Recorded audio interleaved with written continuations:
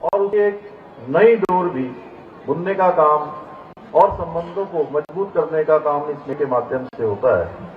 ये मेला भारत नेपाल की उस ऐतिहासिक मित्रता को भी ऑक्सीजन देता है जो सदियों से हमारे दिलों में बसता आया है। भाइयों बहनों, हम सभी जानते हैं हमारे इस पूरे क्षेत्र में भारत और नेपाल के बीच रोटी बेटी का रिश्ता है, रोटी बेटी का संबंध है।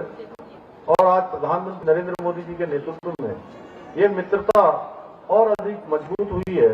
केदारनाथ से लेकर पशुपतिनाथ तक जो एकात्मता और आस्था का सेतु बना है वो हमारी साझा आध्यात्मिक विरासत का प्रतीक है।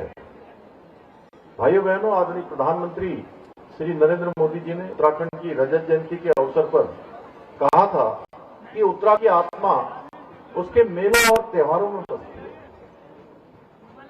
और उन्होंने आह्वान किया कि राज्य में एक जिला एक मेला कार्यक्रम प्रारंभ किया जाए, जिसमें जिले के एक प्रमुख मेले को विशेष सहयोग दिया जाएगा, जिससे उस मेले के सांस्कृतिक और आर्थिक महत्व को बल मिलेगा।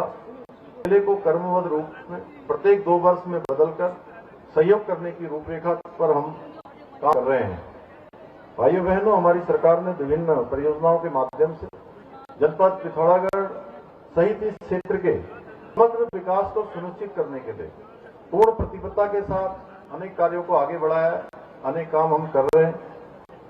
जहां और आज पिथौरागढ़ में 750 करोड़ रुपए से अधिक की लागत से मेडिकल कॉलेज का निर्माण किया जा रहा है और इस निर्माण के पूरा हो जाने के बाद इस पूरे निर्माण क्षेत्र को अनेक सुविधाएं स्वास्थ्य के क्षेत्र में, जिसके लिए उन्हें दूरस्थ स्थानों पर जाना पड़ता था, उनको बाहर नहीं जाना पड़ेगा।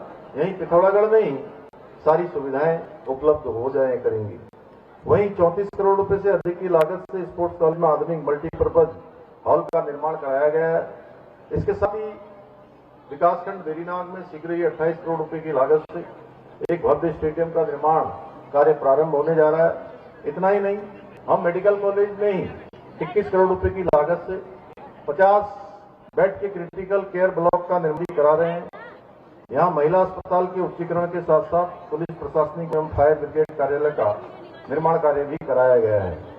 इसके अलावा 25 करोड़ रुपए की लागत से अस्कोट, गौलियाहाट, धारचूला में नए बस स्टेशनों के निर्माण के साथ ही पिथौरागढ़ में रोडवेज वर्कशॉप का निर्माण कार्य भी कराया जा रहा है। इतना ही नहीं, क्षेत्र में प्रधानमंत्री ग्रामीण सड़क योजना के अंतर्गत 327 करोड़ रुपए से अधिक की लागत से विभिन्न सड़क निर्माण कार्य तेजी से आगे बढ़ रहा है। हमारी सरकार ने पिथौरागढ़ को हल्द्वानी, देहरादून और दिल्ली से हवाई सेवा के द्वारा भी जोड़ने का महत्वपूर्ण कार्य किया है। साथ ही पिथौरागढ़ और मुनस्यारी के लिए भी हेली सेवा भी प्रारंभ की गई है, जिससे स्थानीय जनता को, आने वाले पर्यटकों को बड़ी सुविधा मिली है।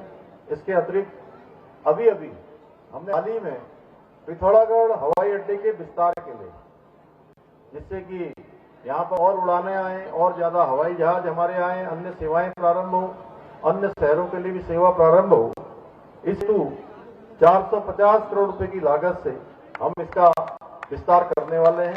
एक बड़े हवाई अड्डे के निर्माण की दिशा में हम आगे बढ़े।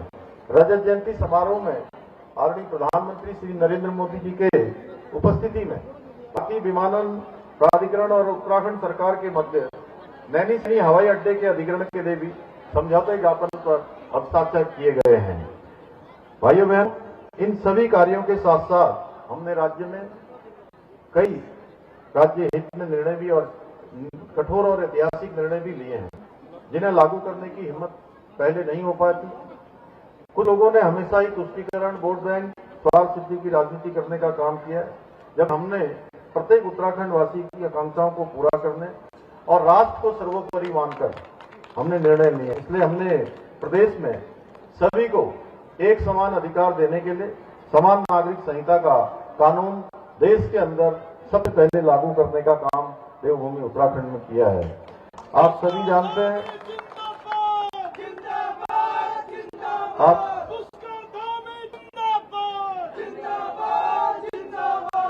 आप सभी जानते हैं, पूर्व के समय में नकल माफियाओं द्वारा हमारे युवाओं के भविष्य के साथ किस प्रकार खिलवाड़ किया जाता।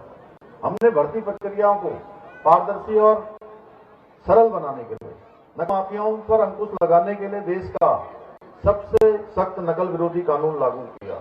इसका परिणाम हुआ कि पिछले 4.5 वर्षों में 25 वर्षों का रिकॉर्ड तोड़ते हुए 26,000 से अधिक युवाओं को सरकारी नौकरी प्राप्त करने में सफलता प्राप्त हुई है।